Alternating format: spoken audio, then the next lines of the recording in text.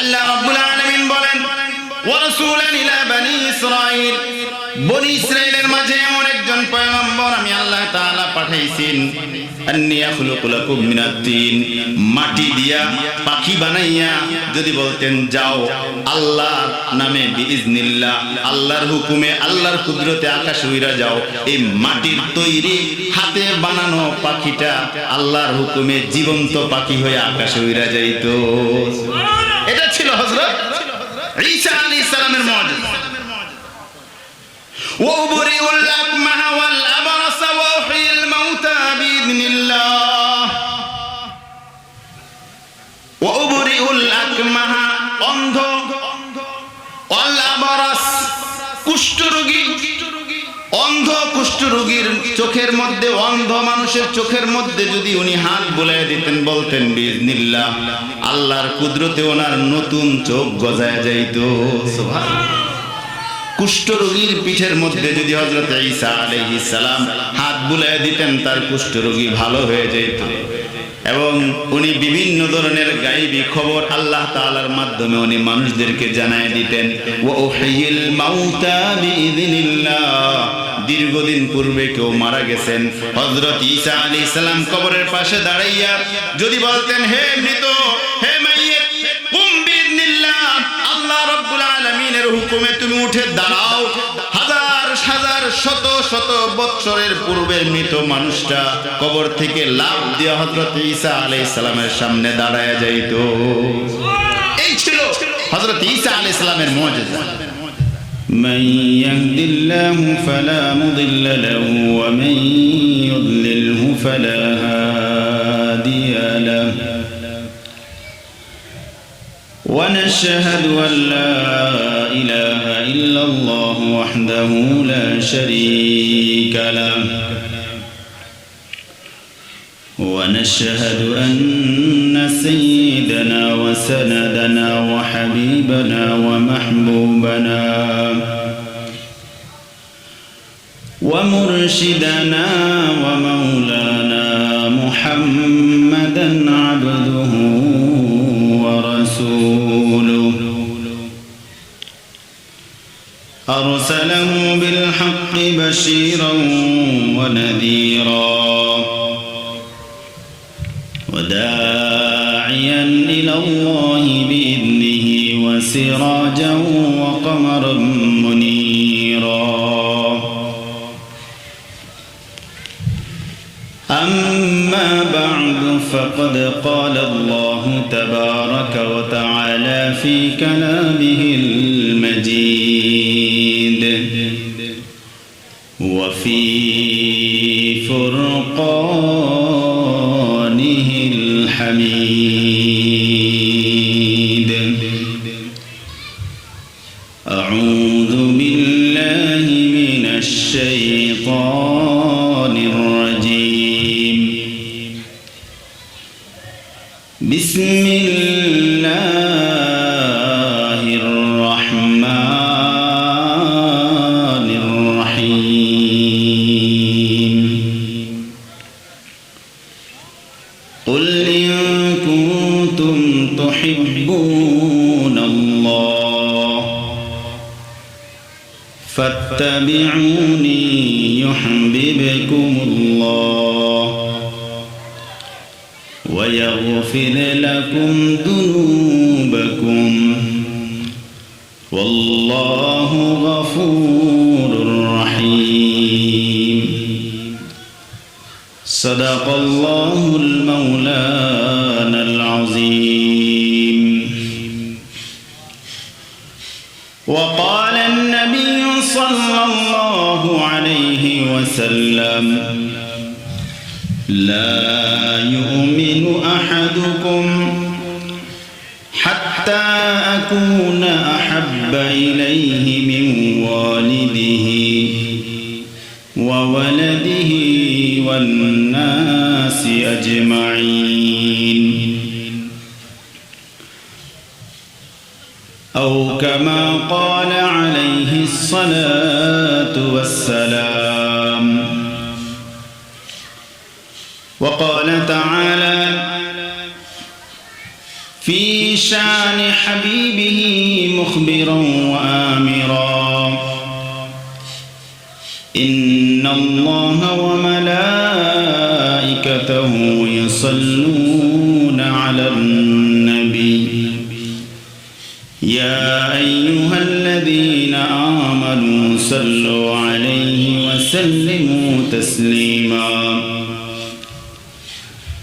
اللهم صل على محمد وعلى آل محمد كما صليت على إبراهيم وعلى آل إبراهيم إنك حميد مجيد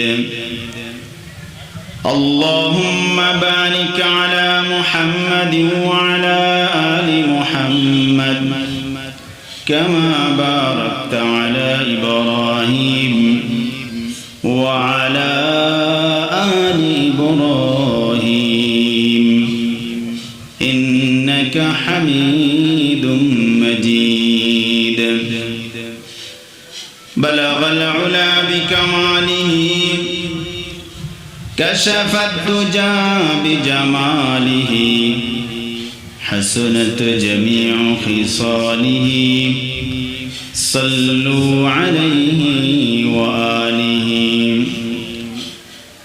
رہے میرے مسکن حوالی کعبہ بنے میرے مدفن دیار مدینہ بلغ العلا بکمالہ كشف الدجى بجماله حسنت جميع خصاله صلوا عليه وآله كريم السجايا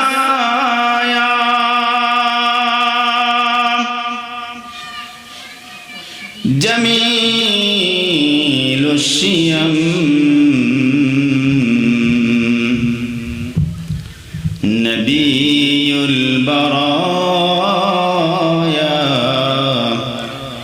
شفيع الأمم بلغ العلا بكماله كشف الدجى بجماله حسنت جميع خصاله صلوا عليه وآله محبت ارشاد کو ایک بار مولا پاک ذکر کری لا الہ الا اللہ لا الہ الا اللہ لا الہ الا اللہ لا الہ الا اللہ এই কালেমা পড়বে যারা কাজে লাগবে মরণ বেলা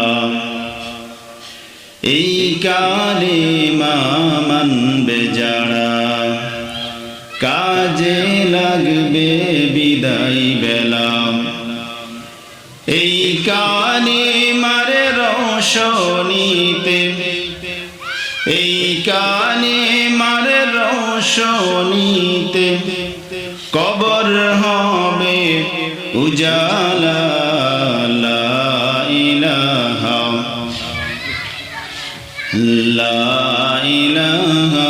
ইল্লাল্লাহ লা ইলাহা ইল্লাল্লাহ লা ইলাহা ইল্লাল্লাহ লা ইলাহা لا إله إلا الله لا إله إلا الله لا إله إلا الله لا إله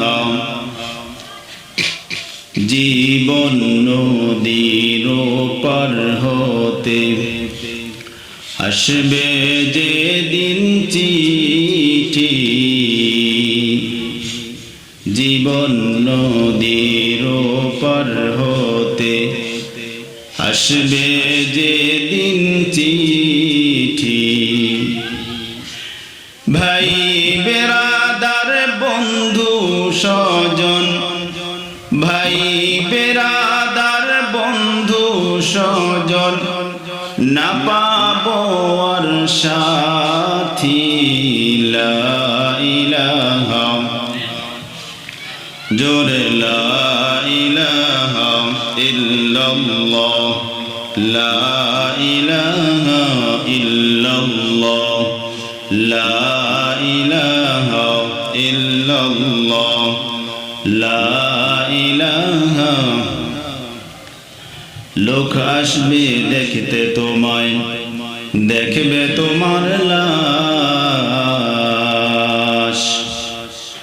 কেউ খুঁড়বে কবর আর কেউ কাটবে বাঁশ।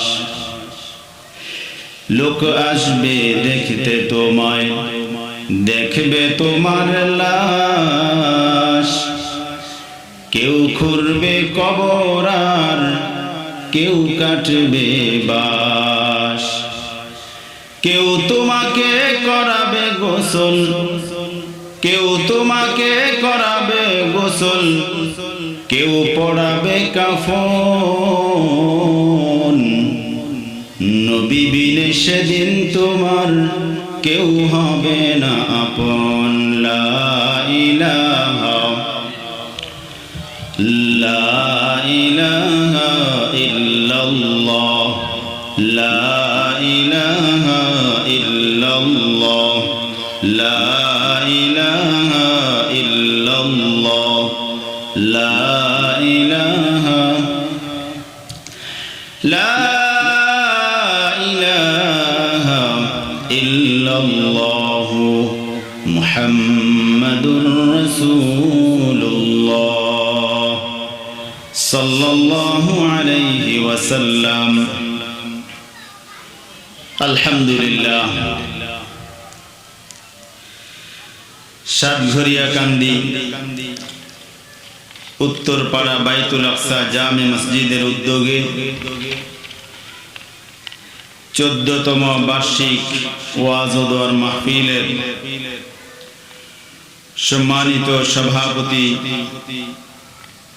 জনাব মোহাম্মদ শাহাবুদ্দিন সাহেব, প্রধান অতিথি, বিশেষ অতিথিবৃন্দ, আমন্ত্রিত অতিথিবৃন্দ এবং মঞ্চে উপবিষ্ট জাতির শ্রেষ্ঠ সন্তান হযরতে উলামায়ে কেরাম, আজকের মাহফিলের প্রধান মেহমান হযরতুল আল্লাম মুফতি আব্দুল বাতেন কাসিমি দামাত বারাকাতুহুম, বিশেষ মেহমান মুফতি আল্লামী নারায় হাজারি দামাত বারাকাতুহুম এবং মেঘনার গৌরব হযরত মাওলানা হাফিজ ইদ্রিস আলী যুক্তিবাদী সাহেব সহ আজকের এই মাহফিলের দাওয়াতি অতিথিবৃন্দ, সর্বোপরি সর্বপ্রথম মহান রব্বুল আলামিনের দরবারে শুকরিয়া জ্ঞাপন করি যে মহান রব্বুল আলামিন হাজারো প্রতিকূল অবস্থার মধ্য থেকেও ফিতনা ফাসাদের জমানায় গুনাহের পরিবেশ থেকে আপনাকে আমাকে বাছাই করে যাচাই করে বিভিন্ন পাড়া মহল্লা এলাকা থেকে জান্নাতি ভেস্তি বাগানে কিছু সময় কিছু কথা বলা এবং শোনার জন্য আল্লাহ তাআলা আপনাকে আমাকে কবুল করেছেন। সেজন্য মহান রব্বুল আলামিনের দরবারে শুকরিয়া আদায় করি, সকলে বলি আলহামদুলিল্লাহ। আল্লাহ রব্বুল আলামিন যদি আমাদেরকে সেই সুযোগ না দিতেন আমরা আসতে পারতাম না। আল্লাহ তাআলা আমাদেরকে আসার মতো তৌফিক দান করেছেন, সেজন্য আমরা আসতে পারছি। আল্লাহ তাআলার নিয়ামত এমন ভাবে আমাদেরকে ঘিরে রাখছে। আল্লাহ তাআলা এক আয়াতে বলেন, ওয়া ইন তাউদ্দু নি'মাতাল্লাহি লা তুহসুহা, বান্দা আমি তোমাকে এত এত নিয়ামত দান করেছি, তুমি যদি গণনা করেও শেষ করতে পারবে না। নেক কাজ করতে পারা, নেক কাজে শরীক হতে পারা, এটা মহান রব্বুল আলামিনের বিশেষ এক নিয়ামত। এই নিয়ামত আজকে জান্নাতি বাগান, হযরত উলামায়ে কেরামগণ আসবেন, দ্বীনের কথা হবে, আমরা যারা শুনতে পারবো, আমল করতে পারবো, দুনিয়াতেও আল্লাহ তাআলা আমাদেরকে কল্যাণ দান করবেন, পরকালীন জীবনে হতে পারে আমার জন্য আপনার জন্য আজকের এই মাহফিল নাজাতের জরিয়া হয়ে যেতে পারে। বন্ধুগণ, অল্প সময় কথা, আমি কোনো ভূমিকা নিব না। যে আয়াত এবং হাদিস আপনাদের সামনে তেলাওয়াত করেছি, এই আয়াত এবং হাদিসকে সামনে রেখে অল্প সময় কিছু কথা বলবো। হেদায়েতের নিয়তে, আমলের নিয়তে আল্লাহ তাআলা আমাদের সকলকে শোনার এবং বুঝার, আমল করার তৌফিক দান করুক। সকলে বলি আমিন। আল্লাহ রাব্বুল আলামিনের নিয়ামত ছাড়া আমরা একটা মুহূর্ত বাঁচতে পারি না। আল্লাহ তাআলা আমাদের স্রষ্টা, তিনি আমাদেরকে হায়াত নামক দৌলত দান করেছেন। আল্লাহ তাআলা পৃথিবীতে আমরা যত কিছু দুই চোখের মাধ্যমে দেখি এবং আমাদের দৃষ্টি শক্তির অগোচরে যা কিছু আছে, সব কিছুর স্রষ্টা আল্লাহ তাআলা। যে আল্লাহ তাআলার শুকরিয়া যদি আমরা আদায় করি, আল্লাহ তাআলা আমাদেরকে এই নিয়ামত আরো বৃদ্ধি করে দিবেন। আল্লাহ তাআলা পবিত্র কোরআনের এক আয়াতের মধ্যে বলেন, قُلْ لَوْ كَانَ الْبَحْرُ مِدَادًا لِكَلِمَاتِ رَبِّي لَنَفِدَ الْبَحْرُ قَبْلَ أَن تَنفَدَ كَلِمَاتُ رَبِّي وَلَوْ جِئْنَا بِمِثْلِهِ مَدَدًا। আল্লাহ রাব্বুল আলামিন সরওয়ারে কায়নাত জনাবে মুহাম্মদুর রাসূলুল্লাহ সাল্লাল্লাহু আলাইহি ওয়াসাল্লামকে বলেন, হে নবী, আপনার উম্মতকে আপনি জানিয়ে দেন, তারা যদি লাউ কানাল বাহরু মিদাদান লিকালিমাতি রাব্বি, তারা যদি আমি আল্লাহ রাব্বুল আলামিনের প্রশংসা করার জন্য আমার পৃথিবীর মধ্যে যত খাল বিল নদী নালা সাগর মহাসাগর উপসাগর আছে, সমস্ত সাগরের পানিগুলি যদি তারা কালি বানিয়ে নেয়, গাছ নামক যতগুলো গাছ আছে সমস্ত গাছপালা তরুলতাগুলোকে যদি তারা কলম বানিয়ে নেয়, মানুষ আর দানব জিন ইনসান মিলে যদি সকলে রাইটার লেখক হয়ে যায়, মানুষ এবং সমস্ত দানবগুলো মিলে রাইটার নামক কলমগুলি, লাইটার নামক লেখকগুলি, গাছপালা তরুলতা নামক কলমগুলি, আর সাত সাগর মহাসাগর উপসাগর খাল বিল সমস্ত কিছু মিলে যে কলকালি হবে, সমস্ত কিছু মিলে যদি আমি মহান রব্বুল আলামিনের প্রশংসার কালিমা লেখা শুরু করে দেয়, গাছ নামক কলমগুলো শেষ হয়ে যাবে, গাছ নামক কলমগুলো শেষ হয়ে যাবে, মানুষ নামক দানব ইনসান নামক জিন ইনসান মানব দানব মিলে সমস্ত রাইটারগুলো শেষ হয়ে যাবে, এবং গাছপালা তরুলতা জমিনের যে 7 স্তর আছে 7 স্তরের 7 স্তর নামক কাগজগুলো শেষ হয়ে যাবে, কিন্তু আমি মহান রব্বুল আলামিনের প্রশংসার কালিমা লেখা শেষ হবে না। এজন্য আমাদের জন্ম থেকে মৃত্যু পর্যন্ত আল্লাহ তাআলা আমাদেরকে যত নিয়ামত দান করেছেন, সমস্ত নিয়ামতের শুকরিয়া আমরা আদায় করব, তাহলে আল্লাহ তাআলা আমাদের নিয়ামত বাড়ায় বাড়ায়।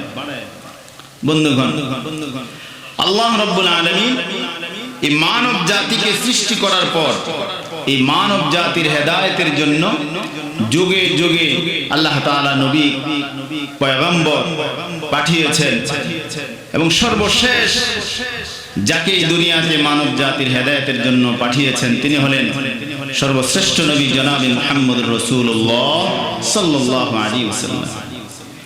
আল্লাহ তাআলা সবচাইতে বেশি ভালোবাসতেন মুহাম্মদুর রাসূলুল্লাহ সাল্লাল্লাহু আলাইহি ওয়াসাল্লামকে।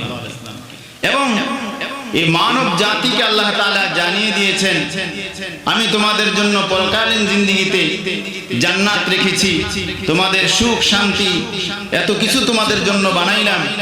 এই সুখ শান্তি আরাম আয়েশ যদি তোমরা পেতে চাও, তাহলে আমি নবী মুহাম্মদুর রাসূলুল্লাহ সাল্লাল্লাহু আলাইহি ওয়াসাল্লামের অনুকরণ করো। আল্লাহ তাআলা পবিত্র কোরআনের আয়াতে বলেন, قل إن كنتم تحبون الله فاتبعوني يحببكم الله ويغفر لكم ذنوبكم والله غفور رحيم। আল্লাহ রাব্বুল আলামিন কোরআনুল কারীমের মধ্যে ঘোষণা করেন, হে নবী আপনি বলে দেন, কুল ইন কুনতুম তুহিব্বুনাল্লাহ, হে দুনিয়ার সমস্ত মানুষেরা, তোমরা যদি আমি আল্লাহ রাব্বুল আলামিনকে ভালোবাসতে চাও, আমি আল্লাহ রাব্বুল আলামিনের মুহাব্বত যদি পেতে চাও, ফাত্তাবিউনি ইউহিব্বুকুমুল্লাহ, তোমরা আমি আমার নবী পয়গম্বর জনাবে মুহাম্মদুর রাসূলুল্লাহ সাল্লাল্লাহু আলাইহি ওয়াসাল্লামের ইত্তেবা করো, অনুকরণ করো। তোমরা যদি আমি আমার নবী জনাবে মুহাম্মদুর রাসূলুল্লাহ সাল্লাল্লাহু আলাইহি ওয়াসাল্লামের অনুকরণ করতে পারো, ইউহিব্বুকুমুল্লাহ, আল্লাহ রাব্বুল আলামিন তোমাদেরকে ভালোবাসবেন। আল্লাহ তাআলার ভালোবাসা পেতে হলে সর্বপ্রথম শর্ত হলো নবীজি সাল্লাল্লাহু আলাইহি ওয়াসাল্লামকে ভালোবাসতে হবে। আল্লাহ তাআলা বলেন, শুধু আল্লাহ তাআলার ভালোবাসা পাইবা তেমন না, ওয়ায়াগফির লাকুম যুনুবাকুম, আল্লাহ তাআলা তোমাদের যাবতীয় জীবনের সমস্ত গুনাহ খাতাগুলিকে maaf করে দিবে। যদি নবীজিকে ভালোবাসতে পারো, নবীজির ভালোবাসার মাধ্যমে, নবীজির অনুকরণ করার মাধ্যমে তোমরা আল্লাহ তাআলার ভালোবাসা পাইবা।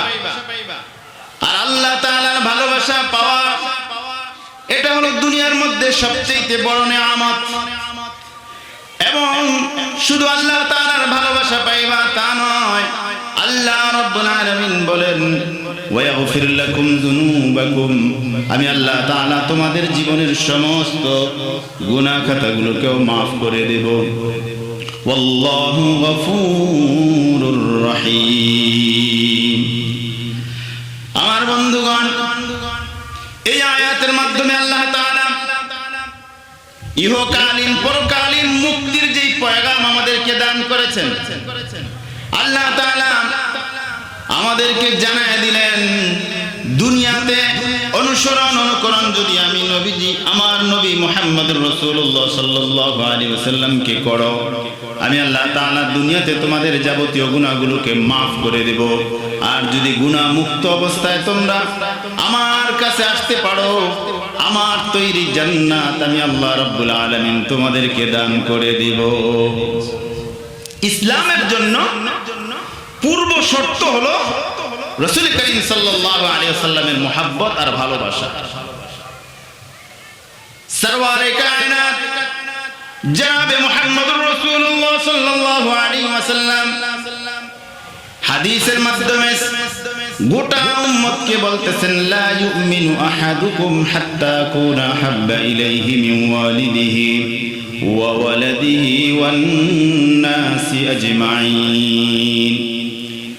লা ইউমিনু আহাদুকুম, তোমাদের মধ্যে কোন মানুষ প্রকৃত পরিপূর্ণ মুমিন হতে পারবে না ওই সময় পর্যন্ত, হাত্তা আকুনা আহাব্বা ইলাইহি মিন ওয়ালিদিহি ওয়া ওয়ালাদিহি ওয়ান নাসি আজমাইন, যতক্ষণ না পর্যন্ত আমি মুহাম্মদুর রাসূলুল্লাহ সাল্লাল্লাহু আলাইহি ওয়াসাল্লাম তার কাছে সবচেয়ে প্রিয় না হব, তার ছেলে, তার মেয়ে, তার পরিবার, গোটা দুনিয়ার সমস্ত মানুষের চাইতেও আমি নবীজি যতক্ষণ না তার কাছে সবচেয়ে প্রিয় হব, ততক্ষণ পর্যন্ত সে প্রকৃত মুমিন হতে পারবে না।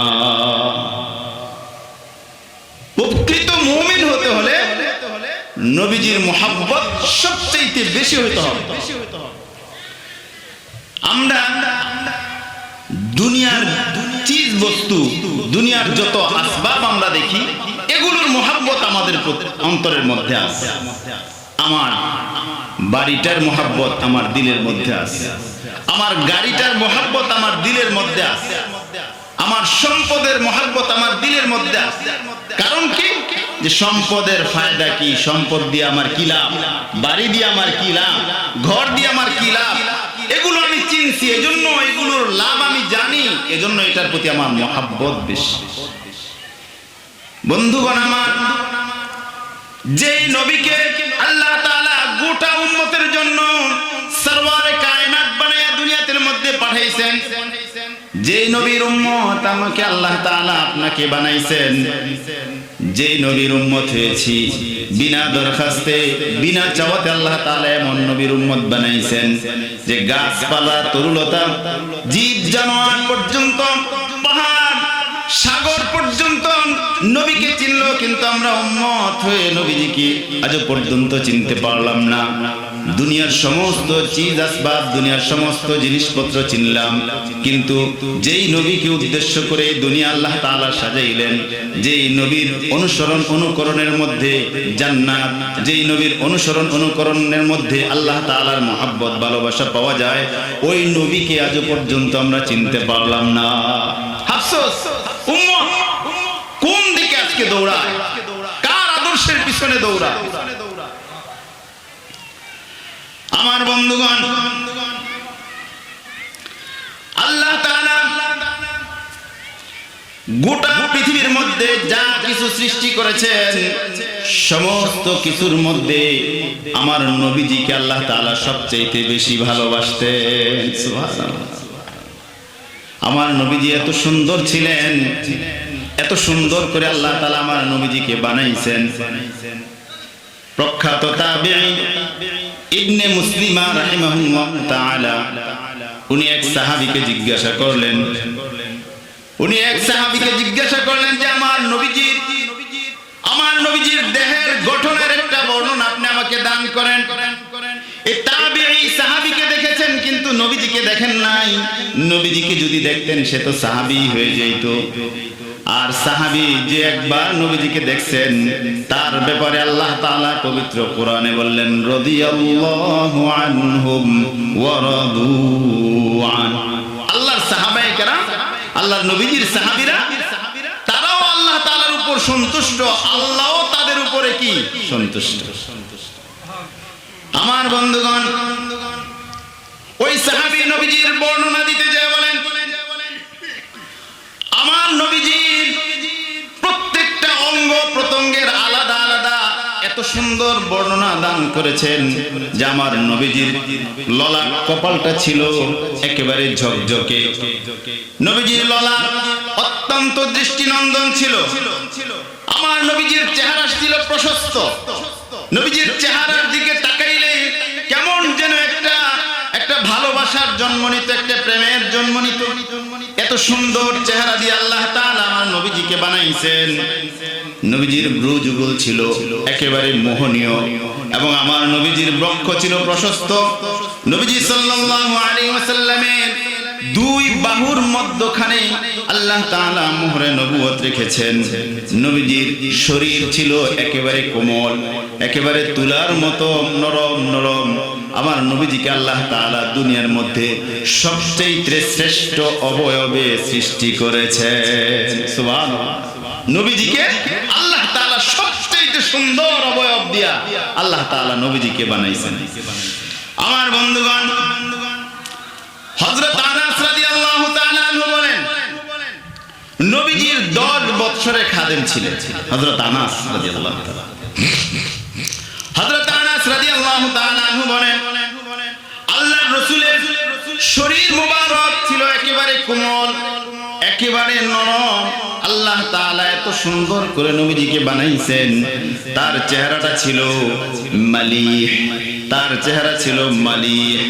হযরত ইউসুফ আলাইহিস সালামকে আল্লাহ তাআলা গোটা দুনিয়ার অর্ধেক সৌন্দর্য দিয়ে বানাইছেন। এত সুন্দর ছিল ইউসুফ আলাইহিস সালাম। জুলাইখা ইউসুফ আলাইহিস সালামের আশিক হয়েছিলেন। তিনি ওই জুলাইখা তার জামানার সমস্ত নারীদেরকে দাওয়াত দিয়া প্রত্যেকের রাতের মধ্যে ছুরি দিয়া মাঝখানে আপেল দিয়া বলছে, আমার ইউসুফের দিকে তাকাও।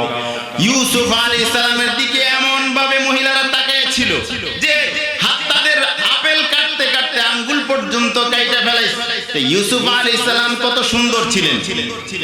এর চাইতেও বেশি সৌন্দর্য আমার নবীজিকে আল্লাহ তাআলা দান করেছিলেন। হযরত আনাস রাদিয়াল্লাহু তাআলা বলেন, হযরত ইউসুফ আলাইহিস সালাম ছিলেন সাবিহ। সাবিহ শব্দের অর্থ হলো শুভ্রতা, সাদা, ধবধবে সুন্দর।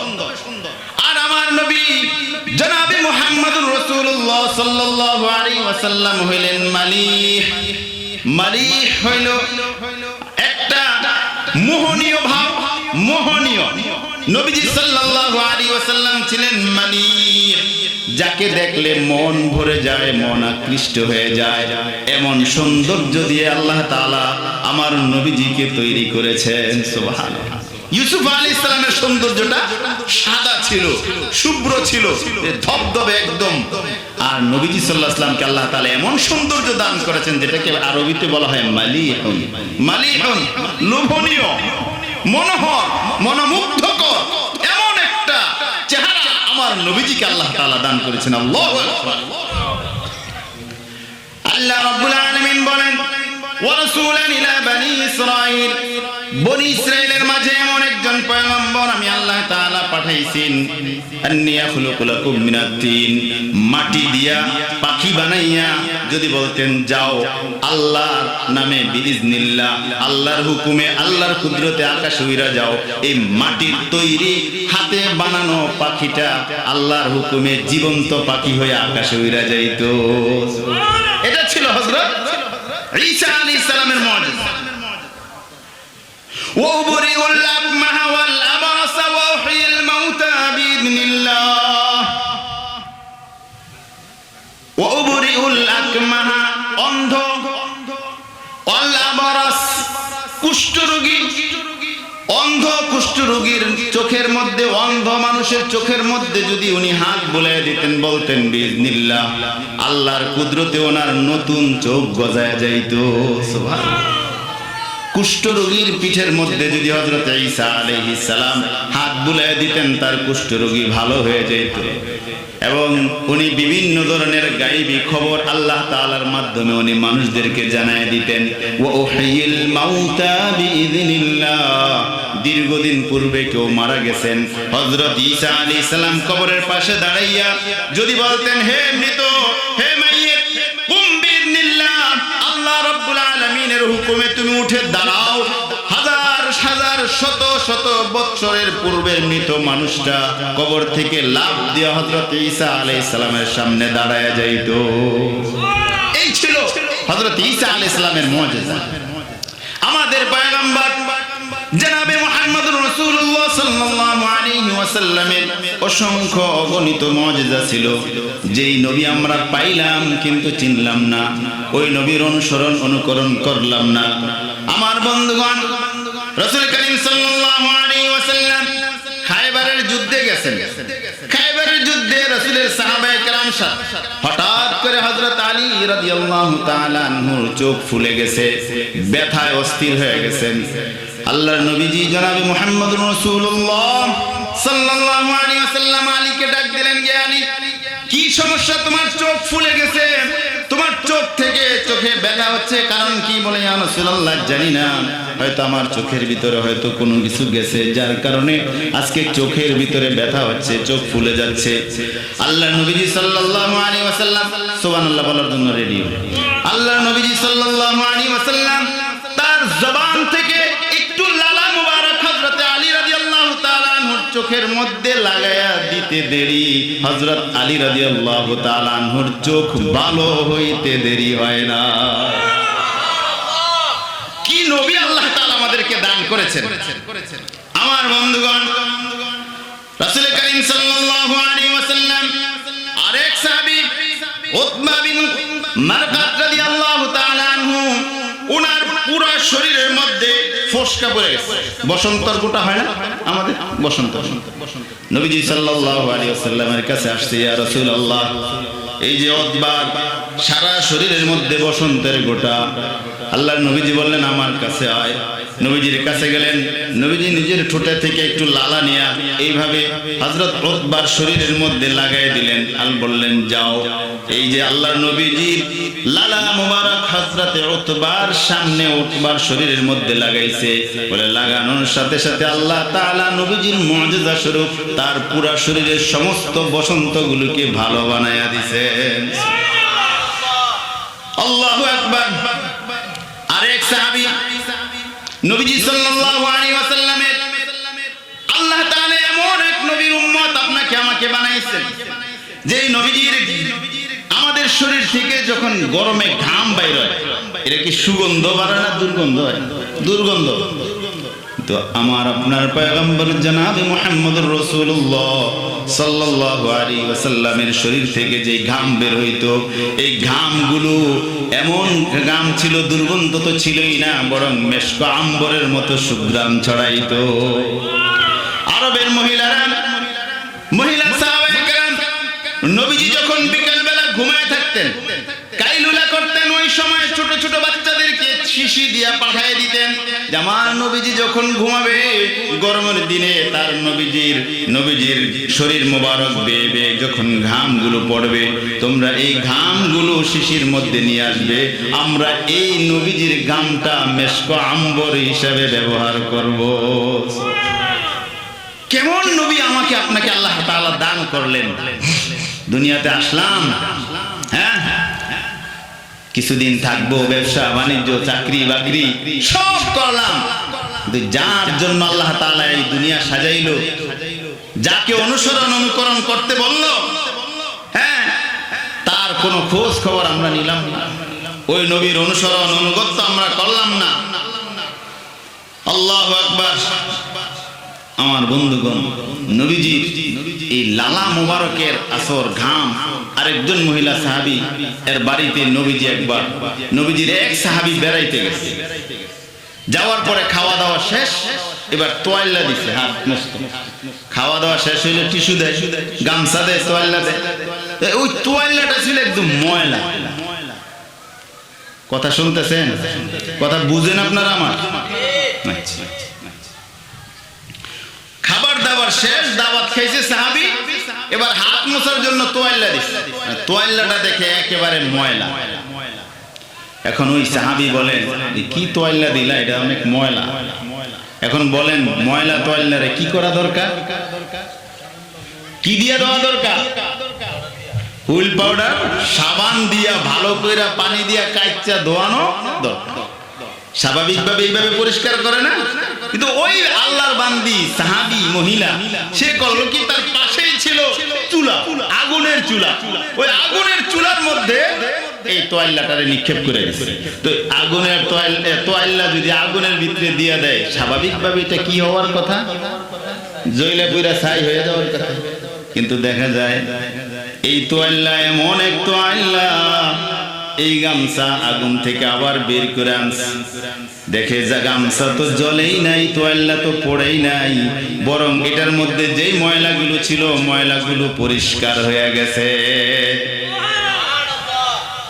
ওই সাহাবী আশ্চর্য হয়ে জিজ্ঞাসা করলে, কিরে, আমরা তো জানি দুনিয়ার মধ্যে কোনো কিছু ময়লা হলে সাবান সোডা দিয়ে ধুইতে হয়, কিন্তু তোমার তোয়াল্লা ময়লা হইলো আগুনের মধ্যে ফালাইয়া দিলা, ওইখানে তো এই তোয়াল্লা আগুনে জ্বলা ভস্ম হয়ে যাওয়ার কথা, কিন্তু এটা জ্বললো না, পড়লো না, বরং ময়লাগুলো পরিষ্কার হয়ে আবার আগুন থেকে বের হয়ে আসলো। কারণ কি? বলে এটা এমন এক ব্যক্তির স্পর্শ পাইছে, যেই ব্যক্তির স্পর্শ পাইলে দুনিয়ার আগুন তো দূরের কথা, জাহান্নামের আগুনও হারাম হয়ে যায়। এমন এক ব্যক্তির হাতের স্পর্শ এই তোয়াল্লার মধ্যে লাগছে। কিছুদিন পূর্বে আমার বাড়িতে সরওয়ারে কায়নাত জনাবে মুহাম্মদুর রাসূলুল্লাহ সাল্লাল্লাহু আলাইহি ওয়াসাল্লাম আমার বাড়িতে মেহমান হয়েছিলেন। খাওয়া দাওয়ার পরে নবীজিকে আমি তোয়াল্লাটা দিয়েছি হাত ধুইতে, হাত মোছার জন্য। নবীজি এই তোয়াল্লা দিয়ে হাত মুছছেন, মোছার পরে সাথে সাথে এইটা আর আমি কোনোদিন ধোয়ার কাম লাগলে আমি আগুনের মধ্যে ফালাই দিতাম, আগুনে ফালাইলে এটা পরিষ্কার হয়ে যেত। কারণ এই তোয়াল্লার মধ্যে হায়াতুন নবী, জিন্দা নবী জনাবে মুহাম্মদুর রাসূলুল্লাহ সাল্লাল্লাহু আলাইহি ওয়াসাল্লামের স্পর্শ লাগার কারণে এটার জন্য দুনিয়ার আগুন হারাম হয়ে গেছে। কেমন নবী পাইলাম, নবীর অনুকরণ করলাম না, নবীকে চিনলাম না। আমার বন্ধুগণ, যে আয়াতে কারিমা আমি তেলাওয়াত করেছি, ওই আয়াতের মধ্যে নবীজি সাল্লাল্লাহু আলাইহি ওয়াসাল্লামকে আল্লাহ তাআলা অনুকরণ করার কথা বলেছেন। আমার নবীজি এমন একজন নবীজি ছিলেন যার হাতের ছোঁয়া পাইলে আগুন হারাম হয়ে যায়, যার হাতের ছোঁয়া পাইলে এমন একজন নবী, একটা গাছ লাগাইলে, আমরা যদি একটা আম গাছ লাগাই মিনিমাম 2-3 বছর লাগবে এটার ফল আসে। কি বলেন, কি মুরব্বী, কয় বছরে আম গাছে ফল হয়? 3-4 বছর লাগবে। একটা খেজুর গাছ লাগাইলে দাদায় লাগায় নাতি খায়, তাল গাছ একটা লাগাইলে দাদায় লাগাইবো নাতি খাইব, এর আগে এটার ফসল আসে না। জনাবে মুহাম্মদুর রাসূলুল্লাহ সাল্লাল্লাহু আলাইহি ওয়াসাল্লাম এমন পয়গম্বর, এমন নবী আল্লাহ তাআলা আমাদেরকে দান করেছেন যে নবীজি যেই বছরে খেজুর গাছ লাগাইছেন ওই বছরেই ওই খেজুর গাছের মধ্যে আল্লাহ তাআলা ফল দান করছেন। আমার নবীজি শুধু গাছপালা তরুলতার জন্য নবীজি না, গোটা কুল কায়নাতের জন্য আল্লাহ তাআলা তার নবীজিকে একটা রহমত হিসেবে পাঠাইছেন। বলেন সুবহানাল্লাহ। নবীজিকে রহমত স্বরূপ বানাইছেন আল্লাহ তাআলা। পবিত্র কোরআনের এক আয়াতে বলেন, ওয়ামা আরসালনাকা ইল্লা রাহমাতাল লিল আলামিন। এ আমার নবী, এ আমার দোস্ত, আমি আপনাকে গোটা কুল মাখলুকাত যা আছে, উভয় জাহান, পৃথিবী, আখিরাত, ইহকাল পরকাল, উভয় জাহানের জন্য আমি আল্লাহ তাআলা আপনাকে রহমত স্বরূপ পাঠাইছি। সুবহানাল্লাহ, রহমত স্বরূপ পাঠাইছি। খালি তো ওয়াজ শুনলাম কিন্তু কোনোদিন বুঝার চেষ্টা করলাম না। আমার নবীজি মানব জাতির জন্য রহমত। কেমন রহমত! পূর্ববর্তী নবীদের উম্মতেরা যদি তারা যদি গুনাহগার হইতো, তখন তাদেরকে আল্লাহ তাআলা বিভিন্ন আযাব গজবের মাধ্যমে ধ্বংস করে দিত। কিন্তু আমার রহমতের নবী যখন দুনিয়াতে আসছেন, আল্লাহ তাআলার দরবারে 2 হাত উঠাইয়া দোয়া করে, আয় আল্লাহ, পূর্ববর্তী নবীদের উম্মতকে আপনি বিভিন্ন ভাবে ধ্বংস করে দিয়েছেন, তাদেরকে পাথর দিয়ে মেরে ফেলছেন, তাদেরকে বিভিন্ন আযাব গজব দ্বারা আপনি তাদেরকে দুনিয়া থেকে বিদায় করে দিয়েছেন। কিন্তু আমি এমন এক নবী, ওয়ামা আরসালনাকা ইল্লা রাহমাতাল লিল আলামিন, আমাকে তো আপনি উভয় জাহানের জন্য, উভয় জগতের জন্য রহমত স্বরূপ পাঠাইছেন। সুতরাং আমার উম্মতদেরকে আপনি এরকম সমূলে আযাব দিয়ে আপনি ধ্বংস করে দিয়েন না। গোটা মানব জাতির জন্য নবীজি রহমত। অন্যান্য নবীদের উম্মতেরা যদি কোন ধরনের গুনাহের কাজে লিপ্ত হইতো, আল্লাহ তাআলা চেহারা বিকৃত করে দিতেন, শুকর, বানর, কুকুর বানিয়ে ফেলতেন। কিন্তু আমাদের নবীজিকে আল্লাহ তাআলা আমাদের নবীজির দোয়ার বরকতে আমাদের কারো চেহারার বিকৃতিও করেন না। এজন্য গোটা মানব জাতির জন্য আমাদের নবীজি, তিনি হইলেন রহমত স্বরূপ। নবীজি সাল্লাল্লাহু আলাইহি ওয়াসাল্লাম শুধু মানব জাতির জন্য রহমত না, পৃথিবীতে যত প্রাণীকুল আছে সমস্ত প্রাণীকুলের জন্য নবীজি রহমত।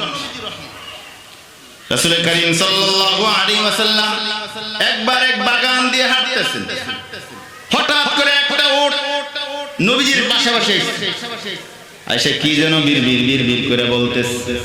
ওটের ভাষা কেউ বুঝে না, মানুষ তো মানুষের ভাষাই বুঝে না, ওটের ভাষা বুঝবে কি? নবীজির সামনে আইসা যখন ওট কি যেন বলল, নবীজি বললেন, এই উটের মালিককে ডাকো। ওটের মালিক যখন আসলো, বলল, কি রে, তোমার এই উট, সে আমার কাছে বিচার দিতেছে। কি বিচার? যে তাকে তুমি কাজ করাও বেশি, খাবার দেও কম। সুতরাং আজকে থেকে কাজ যে পরিমাণ করাবে, এই পরিমাণ খাবার দিবা। কেমন নবী যে যিনি প্রাণীকুলের জন্য রহমত স্বরূপ আল্লাহ তাআলা দুনিয়াতে পাঠাইছেন। বন্ধুগণ আমার, প্রাণীকুলের জন্য আমার নবীজি রহমত। ওমা মুসাল্লাকা ইল্লা রাহমাতাল লিল আলামিন। নবীজি পথ দিয়ে যাইতেছেন, ঘটনা আমরা জানি, শুনেছি, বহুবার শুনেছি, কিন্তু উপলব্ধি করি না। হ্যাঁ, দেখা যায় নবীজি রাস্তা দিয়ে যাইতেছেন, একটা গজল আছে, হরিণ একটি বাঁধা ছিল গাছেরই তলায়। আছেন মুরব্বী? এই যে ঘটনা শুনি, ইহুদি একটা হরিণ শিকার করে গাছের তলায় বাইধা রাখছে। নবীজি সাল্লাল্লাহু আলাইহি ওয়াসাল্লাম ওইখান দিয়ে যাইতেছেন, বলতেছেন, ইহুদি তুমি এই হরিণকে বাইধা রাখছো কেন? হরিণ বলতেছি, ইয়া রাসূলুল্লাহ, আমার তিনটা বাচ্চা পাহাড়ের চূড়ার মধ্যে আসছে, তাদের দুধ খাওয়ানোর সময় হয়ে গেছে, ইহুদি আমাকে শিকার করে ফেলেছে, আপনি এখন আমাকে যদি একটু ছুটানোর ব্যবস্থা করে দিতেন, আমি বাচ্চাগুলোকে দুধ পান করায় আবার চলে আসতাম। জঙ্গলের হরিণী নবীজি সাল্লাল্লাহু আলাইহি ওয়াসাল্লামের সাথে কথা বলেন। নবীজি ইহুদিকে বলতেছেন, ও ইহুদি, কিছুক্ষণের জন্য হরিণটা ছেড়ে দাও। ইহুদি বলেন, এটা কেমন কথা? হরিণ যদি একবার যায় আবার কি ফিরে আসে নাকি? বলে, এই হরিণী আমার সাথে ওয়াদা করেছে, সে যাবে, তার সন্তানগুলো দুধ পান করাবে, পান করায় আবার সাথে সাথে এখানে চলে আসবে। ইহুদি বলতেছে, বিশ্বাস করি না, তুমি যদি জামিন হও তাইলে আমি হরিণ ছাড়তে পারি, তুমি জামিন হইতে হবে। নবীজি বৈশা রইলেন, হরিণী চলে গেল। কিছুক্ষণ পর দেখা যায় একটা দুইটা না চারটা হরিণ আবার এখানে আসতেছে। ইহুদি দেখে আশ্চর্য, ব্যাপার কি, হরিণ ছাড়লাম, একটা হরিণ আসতেছে তিনটা। ইহুদি দেখে বলে, তোমার নাম এতদিন শুনেছি কিন্তু তোমাকে চিনতে পারি নাই, তোমার কথা এই হরিণ পর্যন্ত চিনে, তোমাকে এই হরিণ পর্যন্ত চিনলো যে তোমার সাথে কথা বলে জবান দিয়া এক হরিণ গেল, তিন হরিণ আসতেছে, সুতরাং তুমি শুধু মানব না, মহামানব, আমাকে তোমার কালিমাটা পড়ায়া দাও, লা ইলাহা ইল্লাল্লাহু মুহাম্মাদুর রাসূলুল্লাহ সাল্লাল্লাহু আলাইহি ওয়াসাল্লাম। আমার বন্ধুগণ, নবীজি সাল্লাল্লাহু আলাইহি ওয়াসাল্লাম নারীদের জন্য রহমত। আমার নবীজি যে অবস্থায় দুনিয়াতে আসছেন, ওই সময় নারীদের কোনো সম্মান ছিল না, ইজ্জত ছিল না। নবীজি সাল্লাল্লাহু আলাইহি ওয়াসাল্লাম নারীদেরকে ইজ্জত সম্মানে ভূষিত করেছেন। শিশুদের জন্য, কন্যা সন্তান যারা, তাদেরকে জীবন্ত পুঁতি মারা হয়েছে। এখনো পর্যন্ত মক্কায় যারা হাজী সাহেবরা আছে, যান দেখবেন যেখানে বাচ্চাদেরকে জীবন্ত পুঁতে ফেলা হয়তো, ওই জায়গাটা এখনো বেরন্ডি দিয়ে ওই অবস্থায় রাখা হয়েছে। একটা কন্যা সন্তান জন্মগ্রহণ করা, এটা তারা অভিশাপ মনে করে, জীবন্ত পুঁতে ফেলতে। এই জীবন্ত পুঁতে ফেলা থেকে রক্ষা করেছেন কে? জনাবে মুহাম্মদুর রাসূলুল্লাহ। আমার নবীজি শিশু কন্যাদের জন্য রহমত, স্ত্রীর জন্য রহমত, বোনের জন্য রহমত। রাসূল করিম সাল্লাল্লাহু আলাইহি ওয়াসাল্লাম এক হাদিসের মধ্যে বলেন, কোন ব্যক্তির যদি দুইটা কন্যা সন্তান থাকে, দুইটা মেয়ে সন্তান থাকে, তাদেরকে যদি আদব শিক্ষা দেয় এবং উপযুক্ত পাত্রের মধ্যে যদি পাত্রস্থ করে, আল্লাহ নবীজি বলেন, ওই ব্যক্তি এবং আমি কাহাতাইন, আমরা দুইজনে একেবারেই দুই আঙ্গুলের মতো কাছাকাছি জান্নাতের মধ্যে থাকবো। আল্লাহু আকবার। দুইটা কন্যা সন্তান যাদের হয়, তাদেরকে দ্বীনি শিক্ষা দেওয়া, উপযুক্ত পাত্রে পাত্রস্থ করা, এবং এই অবস্থাটা করে যদি কেউ ইন্তেকাল করতে পারে, নবীজি বলেন, এই লোক আর আমি জান্নাতে একসাথে থাকবো। আমার বন্ধুগণ, আমার নবীজি নারীদের জন্য রহমত হলেন। আমাদের নবী বৃদ্ধ মানুষদের জন্য রহমত। আমাদের বৃদ্ধ বাবারা যারা, তাদের জন্য নবীজি রহমত। কেন? নবীজি বলেন, এই বৃদ্ধ বাবারা যদি হাত উঠায় আর চোখের পানি ছেড়ে দোয়া করে, আল্লাহ তাআলা বলেন, সাদা দাড়িওয়ালা, সাদা চুলওয়ালা বাবারা যদি দোয়া করে, এই দোয়া আল্লাহ তাআলা ফেরত দেন না। বৃদ্ধ মানুষের জন্য আমার নবীজি রহমত। ছোট বাচ্চা যারা আছে, তাদের জন্য আমার নবীজি রহমত। নবীজি সাল্লাল্লাহু আলাইহি ওয়াসাল্লাম বলেন, মাল্লাম ইয়াকির কাবীরানা ওয়া লাম ইয়াকির সগীরানা, যারা ছোটদেরকে স্নেহ করে না, বড়দেরকে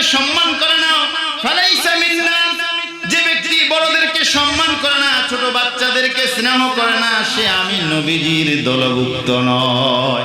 তার মানে নবীজি গোটা পৃথিবীর মানুষ বলেন, মানব বলেন, দানব বলেন, পুরো সৃষ্টিকুলের জন্য আমার নবী হলেন রহমত। এমনকি নবীজির গুরুতর শত্রু যারা ছিলেন, নবীজিকে যারা হত্যা করার জন্য সারাক্ষণ চেষ্টা করত, এদের জন্য আমার নবীজি রহমত।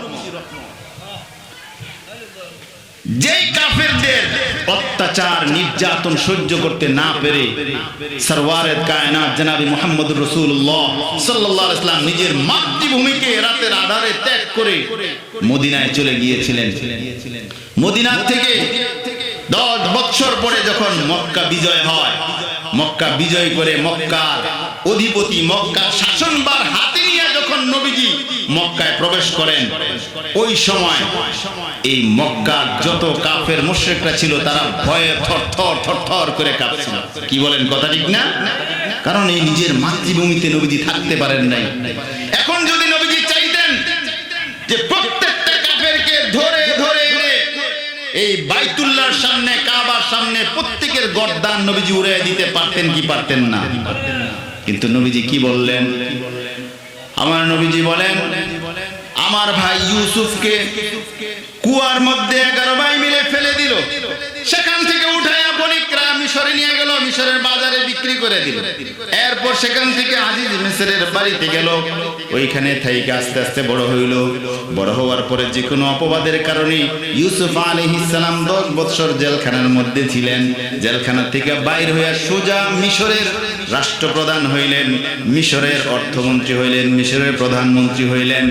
এই 2 মন্ত্রণালয়ের দায়িত্ব নিয়ে হযরত ইউসুফ আলাইহিস সালাম যখন রাষ্ট্র পরিচালনা করতেছিলেন, তখন তার 11 ভাই সহ তার ভাইয়েরা হযরত ইউসুফ আলাইহিস সালামের কাছে ত্রাণ ভিক্ষা, খাবার ভিক্ষা আনার জন্য গিয়েছিলেন। ঘটনা ঘটাইছেন কে? জোরে বলেন, আল্লাহ। যে ভাইয়েরা মারতে চাইছে, ওই ভাইদের হাতগুলো ইউসুফ আলাইহিস সালামের সামনে ভিক্ষার হাত বানাইয়া আল্লাহ তাআলা সামনে বসায় দিয়েছে। ওই দিন ইউসুফ আলাইহিস সালাম বলেছিলেন, তোমরা ওই দিন আমার সাথে যা করেছো না বুঝে করেছো, আমাকে কূপের মধ্যে ফেলে দিছো, আমাকে হত্যার চেষ্টা করেছো। লা তাসরিবা আলাইকুমুল ইয়াউম, তোমাদের উপরে আর কোনো আক্রোশ আমার নাই। নবীজিও বললেন, আমার ভাই ইউসুফ যেরকম ভাবে নিঃশর্তভাবে সবাইকে ক্ষমা করে দিয়েছেন, আমিও আজকে মক্কার অধিপতি হয়ে মক্কার শাসনভার হাতে নিয়ে আমার শত্রু মিত্র সকলকে আমি আজকে নিঃশর্তভাবে ক্ষমা করে দিলাম। শত্রুদের জন্য আমার নবীজি রহমত, শত্রুদের জন্য আমাদের নবীজি, আমার নবীজি রহমত। মুহতারাম হাজিরিন, কিন্তু আমরা তো নবীজিকে চিনতে পারলাম না, নবীজির অনুসরণ অনুকরণ করতে পারলাম না, অথচ এটার মধ্যেই আমার দুনিয়া এবং আখিরাতের সমস্ত সফলতা, দুনিয়াতেও শান্তি, পরকালে মুক্তি। হ্যাঁ, এই নবীজির অনুসরণ অনুকরণ। কিন্তু আজকে দুনিয়া কত আইডলকে আমরা অনুসরণ করি, অনুকরণ করি, কিন্তু আল্লাহ তাআলা আমার নবীজিকে অনুসরণ করতে বলছেন। তাইলে কি হবে? যে পরকালে মুক্তি পাওয়া যাবে। ইয়াগফির লাকুম যুনুবাকুম, তোমার সমস্ত গুনাহ আল্লাহ তাআলা maaf করে দিবেন। সাহাবায়ে কেরাম জান প্রাণ দিয়া নবীজিকে ভালোবাসতেন। হযরত আয়েশা রাদিয়াল্লাহু তাআলা আনহা বলেন, এই গোটা দুনিয়ার উম্মতেরা, তোমরা বলো তোমাদের ইউসুফ আলাইহিস সালাম সুন্দর, তোমার ইউসুফকে দেখা, ইউসুফ আলাইহিস সালামকে দেখে মিশরের মহিলারা তাদের হাত কেটে ফেলেছে, কিন্তু আমার নবীজি যে কত সুন্দর, আমার নবীজিকে যদি তোমার মহিলারা দেখতো তাদের কলিজা কেটে ফেলতো। সুবহানাল্লাহ, তাদের কলিজা কেটে ফেলতো। আল্লাহ তাআলা নবীজিকে, এই যে আয়েশা রাদিয়াল্লাহু তাআলা আনহা নবীজিকে কত ভালোবাসতেন। আমার বন্ধুগণ, আবু বকর সিদ্দিক রাদিয়াল্লাহু তাআলা আনহু বলেন, নবীজি একবার এরকম মজলিসে বৈশা বয়ান করতেছেন, বলতেছেন, ও আমার সাহাবায়ে কেরাম, আমার কাছে 3টা জিনিস খুব প্রিয়। 1 নাম্বার সুগন্ধি আমার কাছে খুব প্রিয়, 2 নাম্বার নেক বিবি আমার কাছে প্রিয়, 3 নাম্বার আমার কাছে প্রিয় হলো আল্লাহ তাআলার নামাজ, আল্লাহ তাআলাকে সিজদা দেওয়া, আল্লাহ তাআলার ইবাদত করা। এটা আমার কাছে সবচেয়ে বেশি প্রিয়। ওই মজলিসের মধ্যে ছিলেন আবু বকর সিদ্দিক রাদিয়াল্লাহু আনহু। তিনি দাঁড়ায় গেলেন, ইয়া রাসূলুল্লাহ, ইয়া হাবিবাল্লাহ, আপনার কাছে যেরকম তিনটা জিনিস প্রিয়, আমি আবু বকরের কাছেও তিনটা জিনিস প্রিয়। আমার কাছেও প্রিয় হইল আমি আপনার চেহারার দিকে তাকায়া থাকবো আর আপনার চেহারাটা আমি দেখব। আমি আবু বকরের কাছে এই জিনিসটা প্রিয়। নবীজিকে দেখা, এক নজর তাকায়া থাকা, এটা সাহাবায়ে কেরামের কাছে প্রিয় ছিল। কত ভালোবাসতো যে নবীজির দিকে তাকায়। আমাদের যুবকেরা একটা নজর দেখার জন্য কত পাগল, বুঝেন না কারে?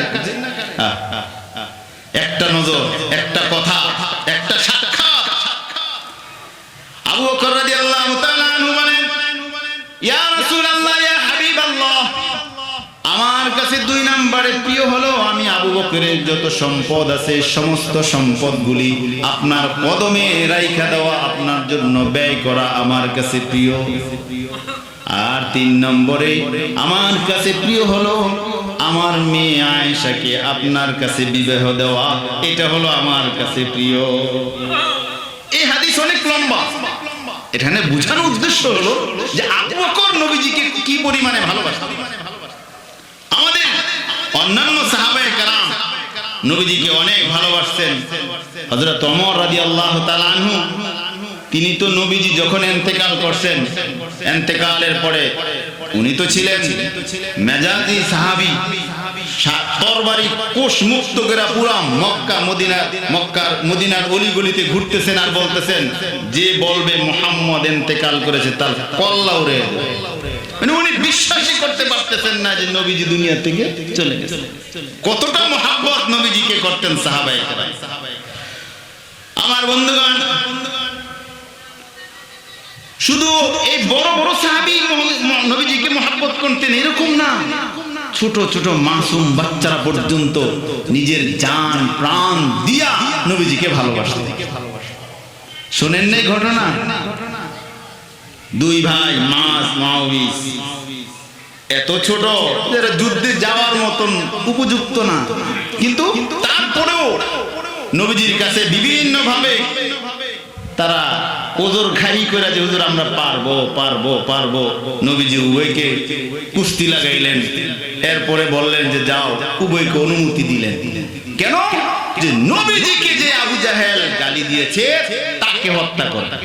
তার মানে আবু জাহেলকে হত্যা করতে গেলে তার জানের ভয় আছে, প্রাণের ভয় আছে, তারপরেও সে কি করে নাই? প্রাণের ভয় এটাকে পরোয়া করে নাই। ছোট বাচ্চা নবীজিকে কি পরিমাণে ভালোবাসে। আল্লাহ, উহুদের যুদ্ধে এক মহিলা পাগলের ভেষে দৌড়ে বের হয়ে গেছে। কিছুক্ষণ যাওয়ার পরে এক লোক জিজ্ঞাসা করতেছে, কই যাও মহিলা? বলে উহুদে যায়। বলে কি হয়েছে?